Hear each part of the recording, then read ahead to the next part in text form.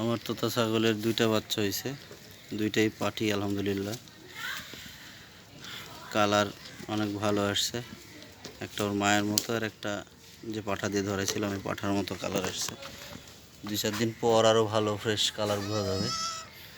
কিন্তু আমার ছাগলের বর্তমানে যে সমস্যাটা হয়েছে সেটা হচ্ছে বাঁটে দুধ ওইভাবে নামে নাই, একটু ম্যাস্টেটাইটিস টাইপের আর কি বলান, ফুলা হয়েছে, বাঁটে দুধ নামে নাই। এটা নিয়ে খুবই দুশ্চিন্তায় আছি,